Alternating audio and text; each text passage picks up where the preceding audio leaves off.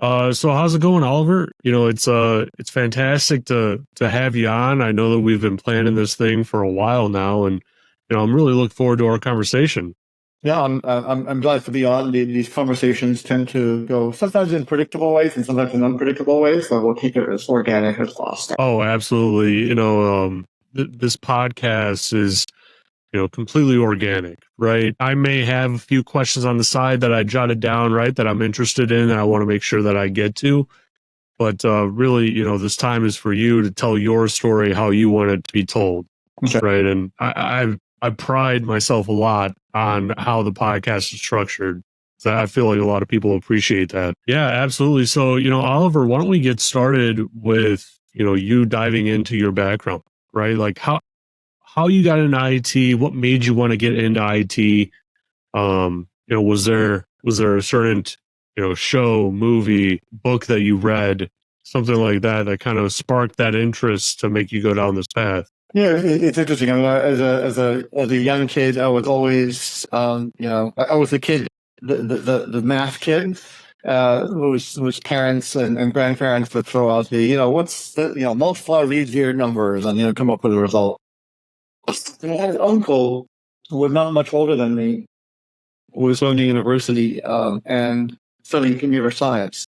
And so I remember from the early days, when I was a kid, that he would come back and, this was kind of like IBM mainframes with green bar, the old printout, it's kind of white printout with white and green bars on it.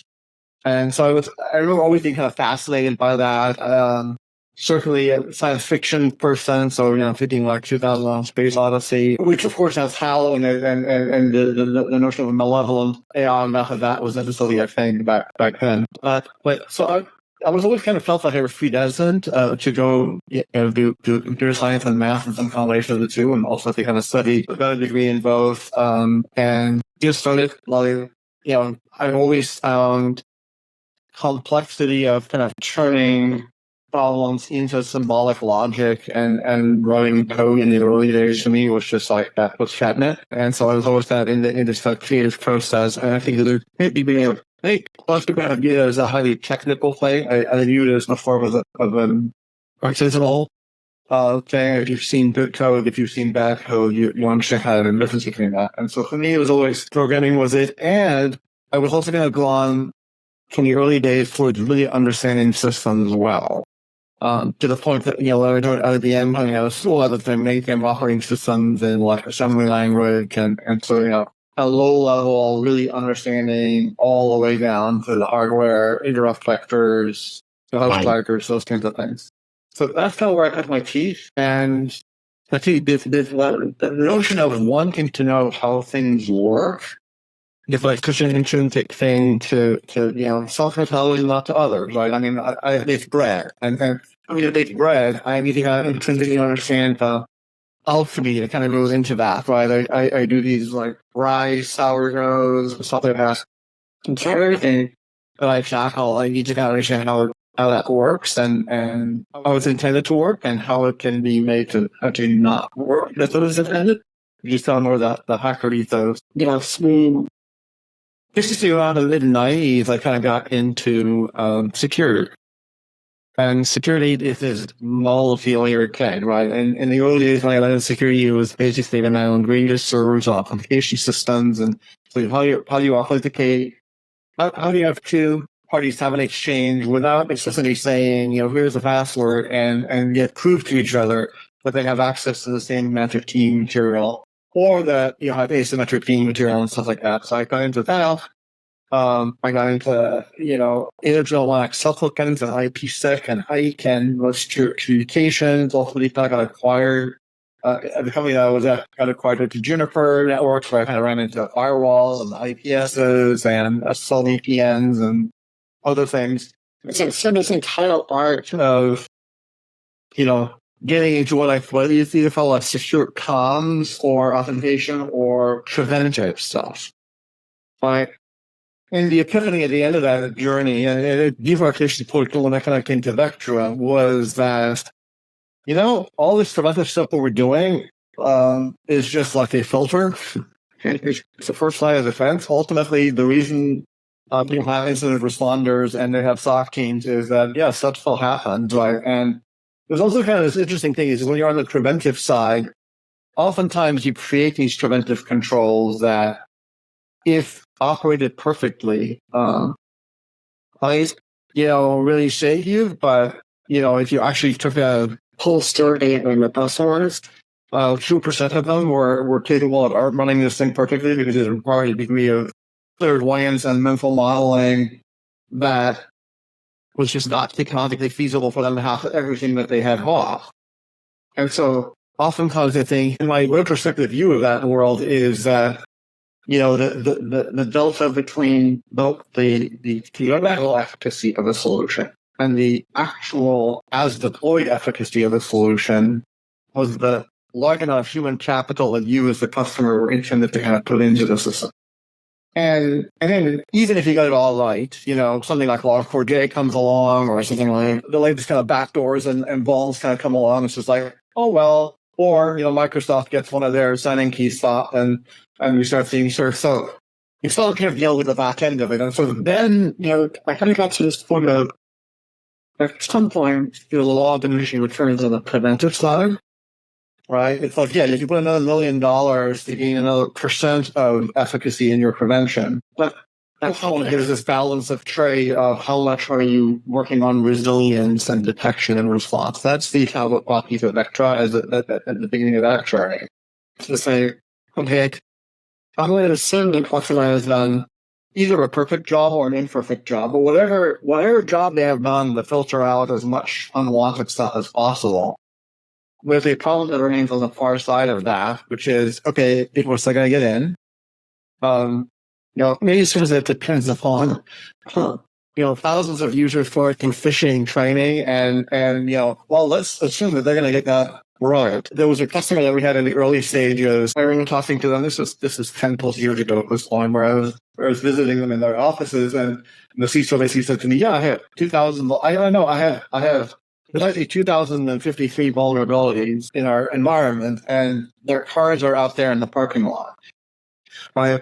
Because as long as you have humans that can be engineered, certainly engineered in different ways, they will make that decision with systems that are respecting that. And so stuff will get in, and now really for us the mantra has been, how do we actually make customers resilient, recognizing that we'll be incursions into their environment. How do we stop those from becoming breaches that may the information and ultimately kind of end up being reported and hitting the news cycles? And so that is really our mission at the highest level, is to be swaying in the detection and response stage. And then we can kind of talk about like the peculiarities of kind of our approach and the direction we've chosen. So you've really covered a lot there. and I kind of want to break it down a little bit. When you were at IBM, it sounds like you weren't just drinking from the fire hose, right? Like it sounds like you were trying to drink the ocean almost, right?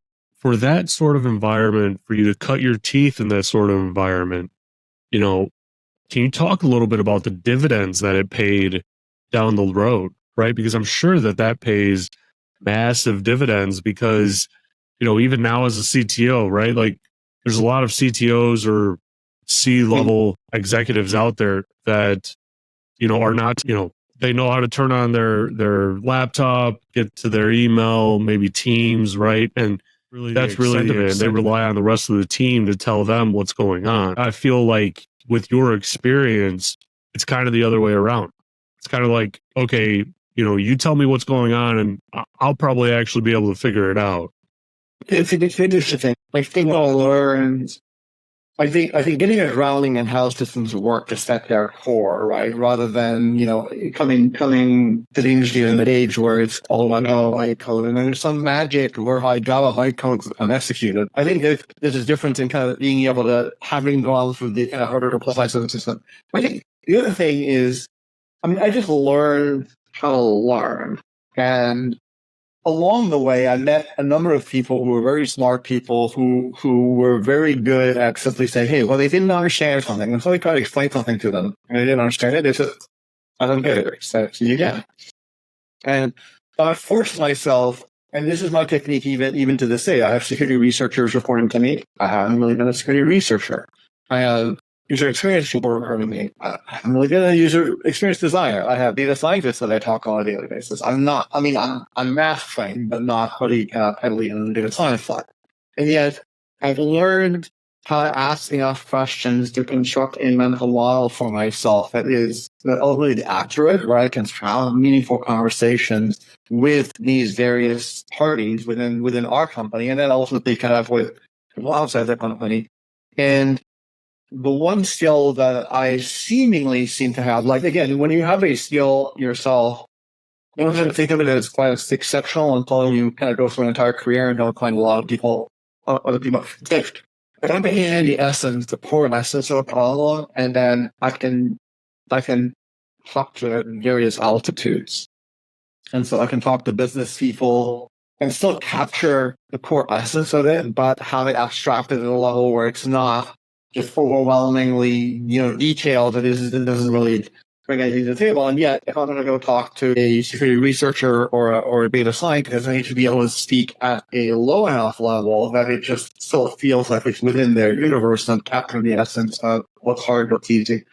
And so I think those are the skills ultimately for me. When I think of my skill as a CTO, is to be the acquirer of enough information to construct reasonable mental models, and then the ability to kind of describe those mental models at a variety of altitudes appropriate to the conversation that's being had. It's a really good point that you bring up there. And, earlier on in my career, when I was just starting out, right, and I was drinking from the fire hose, not the ocean, I kind of figured out how I learned, right? In that environment, you really figure out what works best for you. And when I was trying to figure out how these Linux systems would work and how it interplayed with the emergency 911 system and how that, got relayed to national call centers and stuff like that, me understanding that system at length made it a lot easier for me to be able to talk about it at higher levels, engage the room, and, break down what I'm saying into consumable terms to people that are non-technical. And it pays dividends now because that's like primarily what I do, which is really interesting how that plays because, like yourself, once I was able to get that mental picture or maybe even a physical picture, right? Maybe I drew it out. Once I was able to get that, it all started to kind of make sense to me. It all started to, really open my eyes and whatnot. But I found that even after, that role and I had moved on into more interesting, even more technical roles, I still had a little bit of imposter syndrome. Did you ever encounter that? Maybe you encountered it at IBM, but did you ever encounter it after IBM? All the time, every day, right? It's like I spend my time talking to people who are much more gifted at what they do than I am, right? I'm an aggregator of information. And as such, there's always kind of a question. It's like, am I, do I really know what I'm doing? And I've talked to other kind of high functioning people. A lot of them, the reason they're high functioning is because largely that the imposter syndrome problem kind of keeps them on their toes. It's like, well, I don't feel comfortable talking about something until I really actually grok it and understand it. And so you have to go to a certain threshold of learning, and then I feel okay. But up to that point, it's just like, why don't I know a bunch of other people who understand this, who spend time on it, and I don't understand it. And so, yeah, imposter syndrome, I think, is a good thing. In many ways, it's kind of an evolutionary trait, right? Because I think a lot of our ancestors, as long as they didn't get too confident in their understanding of, like, I can deal with anything. It's like, well, a new faster animal has just come along me down, right? and so yes, imposter syndrome to this day is a thing. Yeah, it's fascinating to me because I feel like it has the stigma, right? Mm-hmm. That okay, eventually this will go away, and I think what it does is it just changes. It kind of changes with the role that you're in and whatnot. Like, for instance, I used to have imposter syndrome a lot when I was getting started in security, mm-hmm. right? And I don't really have it anymore for the most part, or at least I get over it pretty quickly now. But I was just confronted with an opportunity, right, to create essentially, something that communicates with satellites, and it's regarding securing satellites in space in a different way with new technologies that are just now emerging. And this is like a side project. And even with that, and I'm getting my PhD in securing satellites, right? And even with that, I still thought to myself, there's no way I'm going to last more than 2 weeks, right? They're going to figure out, I'm an imposter or whatever, right? Like I literally dealt with this yesterday. I was doubting myself and everything. And it's important, I think, for people to understand, like, hey, this is something that is very likely for you to, continuously, have going on. And it's important to ask questions, to learn more, to become, a forever learner. It is the healthy perspective is simply a thoughtful one. There's so much more you don't know than you do know. You just need to get to a point of just a confidence that you can learn and you can acquire. It's almost like the Matrix version, right? It's just like, hey, can I download the flying the Apache helicopter thing? It's not quite like that, but it's actually your confidence. I think as you grow, there's already kind of a confidence that's offset to that imposter syndrome, which is the, hey, I've done this enough times where I didn't know something, and 3 weeks later, I was like deeply steeped in it, and I understood it whole, right? And you've been going through that enough times, you have this offsetting instinct, which is, yeah, I don't know it now, but I will know it then. And what people are valuing me for is not the static knowledge that I have about a particular topic, but my ability to kind of grab a hold of something that I don't know today and power through and get to the hard side and distill it, connect it, aggregate it, explain it to others. That is the role that I provide, and almost by definition, it means going through periods of uncertainty where I don't understand something, because that's the Valen rule. Simply, nobody does, and so my job is to figure out this. And a number of times people just send me this like website, and it's like, hey, here's this particular potential company competitor, just gotten good at like squinting at it and going, yeah, they're like a blend between X and Y and Z with a little bit of this for a man, and it's nothing really terribly new. Yeah, it's really it's a fascinating rabbit hole that we could definitely go down for the remainder of the time. But to kind of, I guess, move along right down your career line or your career background, right? I just did a quick look on LinkedIn, right? And it says that you were a CTO starting in the 90s. And I'm wondering, how is it different back then being a CTO compared to today? What's the difference? Because I feel like personally, CTOs back then were a lot less technical, right? They were maybe not well versed in all areas of technology like you had. They didn't come from the same background and whatnot. And this is me just kind of spitballing, right? Yeah. Like this is me thinking without having that actual knowledge of what it must have been like. So in that situation, what skills helped you stand apart, and how is it different then from today? I think there's both the time element of it. I think it's hard for me to kind of disconnect that from the scale element. In those days, I was a CTO of a company of 25, a CTO of a company of 100, right? And then kind of progressed to being suddenly kind of CTO of a part of an organization at Juniper that had like 1,000 people in it, right? And so there's both the time element of, how was this different in the 90s versus 2000s versus 2010s? But it's hard for me to kind of disconnect that from the reality of that I was doing it in a very much slower on in the early days and doing it in a much bigger on in the later days. And so I think in the early days and the small size, I was basically the alpha developer, right? And learned how to lead small groups of really smart people, as opposed to kind of VP of engineering, which was typically more like we run the entire machinery. And so it's always kind of this overlay into, a few savants collected, that are overlays kind of into engineering. And that progressed until I kind of got to Juniper. And then at Juniper, it just felt like, okay, now I have this large unit of an R&D organization, and we are a bunch of student engineers reporting to me. A lot of it then became the skill of how do you indirectly influence things. Now you're basically operating through proxies, you're building relationships with others, you're trying to, again, figure out where you can most impactfully move the needle, because there's this big machine kind of moving along. And there's also more of an external aspect to it at that point. There's an expectation, okay, we've got all our customer base, we've got a sales force, the other half conversations with the customers, so they're going to ask to say, what's your technical vision?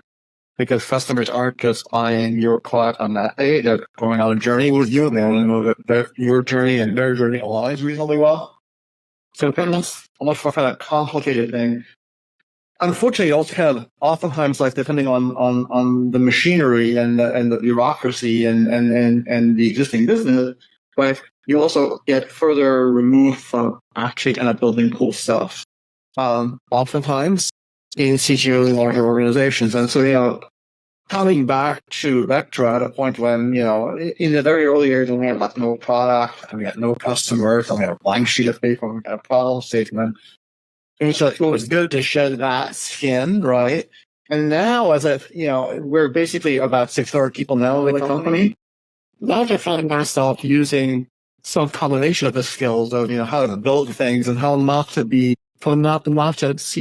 have fear of the blank sheet of paper, right? Because oftentimes people are kind of used to incrementally building things. So being able to go from blank sheet to something that as the organization has grown, all the skills that I kind of built out later in my career of, how you impact the organization, how do you get word out, how do you interact with customers, with field people, with other parts of the organization, and ultimately kind of get people on a common vision for the future. All of those things come into play. So I find like I'm now successful on this combination. But again, I've still held on in this notion that we can build cool stuff. And so I have small teams of people building cool stuff, and that freer form, right? Where I can still build cool stuff and get it out. But it's also I have these other responsibilities which are much more, in service of the existing one-way business. Yeah, it's always a fascinating, journey for me, right? To identify, different skills, right? That different roles, different organizations demand. And it's always interesting to see how people, fit into that, right? Because, obviously I see myself, going and growing in that direction as well. And so it's out of my own curiosity as well, is like, hey, what skills, should I be working on now to prepare myself 5-10 years down the road, right? So it's always just fascinating. And I feel like it's always beneficial for my listeners too, because a lot of them have that same mentality as well.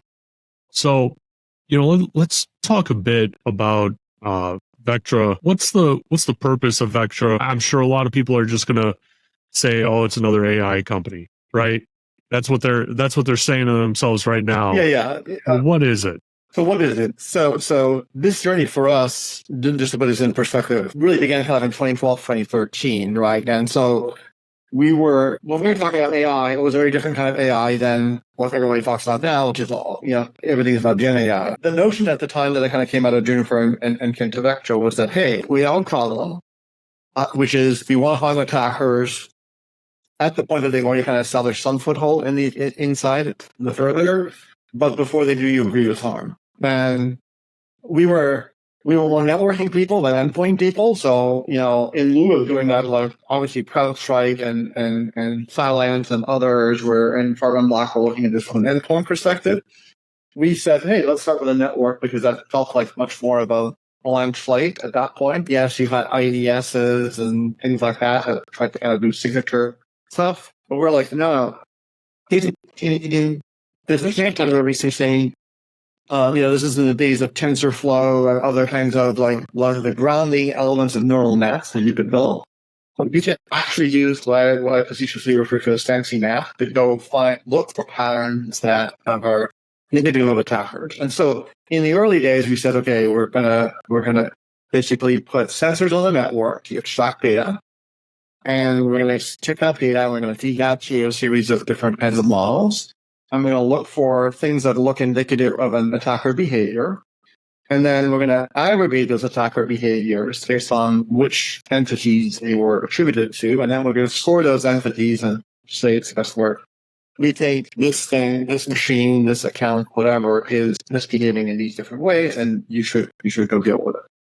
That was kind of the early days, but it set the ground for a few things that have helped you to this day, which is our North Star is an application. We firmly believe that the efficacy of applying AI, ML, and other kinds of models, mathematical models, to the problem of finding signal. We don't believe it to be entirely an anomaly detection system, which is oftentimes what people did in those days. And if you look at the UEBA market, user and entity behavioral analysis, it became this kind of like, well, this person is doing something weird. Well, it turns out that human beings on a daily basis do weird things. And so if you do weirdness, you're going to trigger a lot of signal and overwhelm the SOC teams. And if you're, on the other hand, not the attackers have gotten good enough in terms of flying below the radar that they're actually not going to look weird enough in a system like that. So we became much more attuned to say, if I'm an attacker, what would I want to do? And can we start organizing these techniques? And this was before MITRE, T-Number, and all of that stuff was out there. So we were effectively coming up with precursors to classifying the different attacker techniques and saying, well, I want to find that technique. And I want to find the tool associated with that technique. And I want to find the pieces of the So I want to find all the calls they're using long on weekends. And call Strife or Silver or something like that, maybe at any given moment have a manifestation of it. So we built this corpus of detections and ultimately kind of built what was initially an NDR business, a network detection response business, with data science, AI, ML, kind of an underpinning to fund that signal. As customers then migrated and went in different directions in terms of their infrastructure, right? So we were busy deploying with detection for the data centers and for the campus networks. And people started moving a bunch of stuff in the cloud, into SaaS applications, and so we started to deal with that reality. It's an Exchange server and on-prem AD server, now Entra ID, and become, Microsoft 365. The problem is still the problem. In fact, the problem is increased in the sense that your identity, which was under lock and key, is now federated on the internet. All of your tools and collaboration tools are kind of set to the internet ready and outside of your firewall. And so lots more attacks can kind of occur. And so inevitably took on North Star with us, which is you want to find attacker signal wherever it resides. We want to acquire the data. So now we start acquiring logs as of like 4 or 5 years ago, more and more logs into the system. But again, unlike a SIM, which has very little opinion about those logs, we're like very careful about how we pull those in, how we represent them, how we stitch them, how we aggregate them in service of finding that attacker signal and effectively prioritize that. But that's kind of now our mission. So whether it's that you're in public clouds, even in public clouds, is your network being attacked or is your control plane being attacked? Those are two different attack vectors. You've got identity out there, federating it. You've got things like Microsoft 365 and all your cloud assets and Teams and other things out there. You've still got messages via network. And now you also, you're just trying to reinventing your campus network as a flashy thing, be it a Zscaler or Netscope or Palo, right? So it's kind of follow the modern constructs that everybody has kind of created, and yet apply that visibility across all these disparate attack surfaces. And this is where it becomes kind of XDR-ish, which is the term of art nowadays. It's like, well, if we're covering these different attack surfaces, your public cloud, your private networks, your identity, your app, the apps that you kind of that are the ones that you care about, and customers, DPAS, we've now started integrating EDR alerts in, which is kind of like one other major attack surface that people tend to care about. So if we're pulling all of these things together and we're aggregating them and we're exposing them to you as a, hey, this looks like one attack, go investigate it.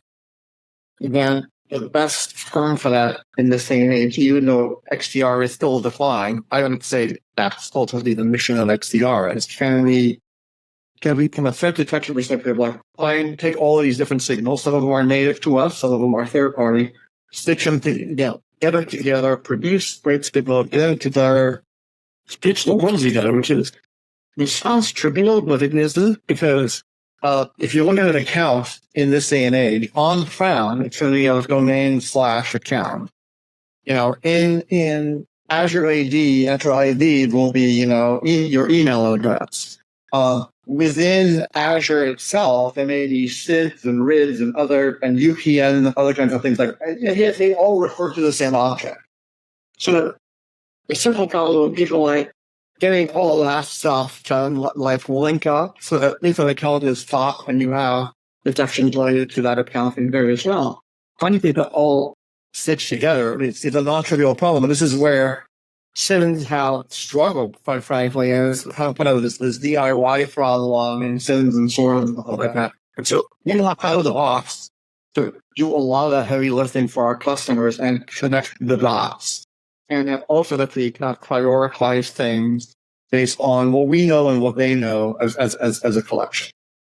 So AI is instrumental to us this entire journey. When we talk about attacker behaviors, a lot of this model are ML models and AI models. Again, AI is a term of ours. Pre-gen AI, my pithy description of AI was something that looked like it had some pixie dust in it. That you couldn't easily understand. And so if you went back 2 or 3 years ago, this would be like neural nets and deep learning and stuff like that, was really at the forefront of what you might have called AI in those days. Obviously, in the last 18 months, Gen AI has let a lot of that out of fun. Gen AI is generally not terribly good at finding attacker behavior. It doesn't have that kind of rational system. It is useful. It has a number of things that to relate to the conversation we just had, right?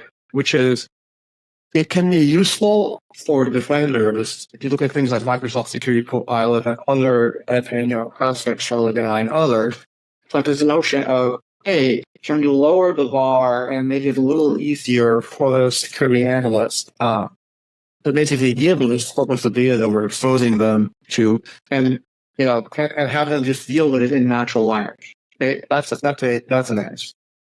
On the attacker side, clearly there's a huge number of applications to effectively social engineering, right? Be it, writing something in the voice of your boss to basically actually recording a voice on a voicemail from your boss that purports to be from your boss, to ultimately have, get to deep fake videos and other kinds of things like that. So there's a way from a social engineering perspective that attackers are going to get used to this. And then there's one other part that people begin to kind of internalize, which is it's set up upon an attack surface of its own. So if you think about WAF and AppSec as this problem whereby nefarious people would attack my application stack and figure out how to do SQL injection and script injection and other kinds of things like that. Well, now it's kind of LLM as the middle of that. And now when you go from the degrees of freedom that we probably have with the application with HTTP and HTML to, hey, anything you can express in the English language in any form that you might want to express it. Right, so there is this notion that as you connect work-based LLMs, not just LLMs, the co-pilots that just use your identity, but conducting agents that other things that do things on your behalf, but with more privileged identities, that is going to get broken into. And so I think there will be a little bit of a mea culpa over the next 2 or 3 years as people keep rolling out more LLM-enabled things without necessarily a lot of forethought. Because if you're a CTO nowadays, you're being told by your CEO, hey, what are you doing to leverage AI and make us more efficient? Well, but using that in this doesn't matter sales team, right? So let's say you want to create a quote system for our sales team. And so we create something where the sales team can just talk to a chatbot and say, hey, I want a quote for these products, and for this customer, and it should be similar to the quote that we previously did for customer Z. It's like, okay, great. When you want to sell for the new quote system and do all this sharing, and like they can just present it to you, you can go, yeah, you also, by the way, want towards here, and then you go. That system will have a lot at its core to understand the input of the sales guy, right? But on the back end, it will have an agent that is privileged. It says that they have the sales force as that privileged account of sales force because he's getting to work on behalf of any of the sales guys that come in the front end. Not just this one sales guy, right? And I'll access your quote system, and I'll be fully accounting to the quote system because he's able to create quotes on behalf of any of the sales guys. So now you've got this law connecting in a privileged way these systems in your environment. I'd be like, okay, if an attacker gets inside and steals the credentials of that one sales guy, which is not a privileged account, and so you say, well, how much damage can they do? Well, they could punch your fuzzy rate by going through this amorphous law, getting over the guardrails, or dealing with some inconsistencies in how the agent is implemented, and now they can dump the entire Salesforce database or the entire coding system and stuff like that. So those are the issues that we're trying to look at. But again, our perspective on this stuff is, okay, if we believe those attacks will occur, where do we need to insert ourselves to get the data necessary to be, and then what theories can we form as to how we would find that attacker's signal at high fidelity and relatively low noise, because you throw a lot of noise through the system, the entire system recovers. There's a lot there. It sounds like this solution is closer to like a next gen SIEM XDR SOAR solution. I mean, it's doing a lot, and something that you mentioned earlier on is catching the attackers as early as possible. A lot of the times security technology is catching attackers after the fact. Right? Or it's piecing things together after the fact. And now here you are, a breach happened. Someone got into your network, someone extracted data, whatever it might have been. Right. And you're trying to piece together how they did it. Mm-hmm. You're trying to figure out what they even took. Mm-hmm. Right. And it's almost like the rest of the industry kind of gave up, right? On trying to identify as soon as that bad actor entered the environment. Yeah. And I've seen solutions before where, they base the attack or they base the identification of an attack off of a user's interactive, or activity within the environment, right? So, I always kind of tell this story, right, where we had this really cool piece of technology, had it in the environment. It was looking at the activity of what engineers are doing, where they access different resources, where from, and all that sort of stuff. And if anything was out of the norm, it would alert you to a potential attacker. Mm-hmm. And it was meant to not give you so many alerts. That was like the big selling point. And then I talked to one of the system engineers of our company, one of the bigger ones, one of the guys that have been there for, 20 years, that has access to things that, you probably wouldn't expect, right?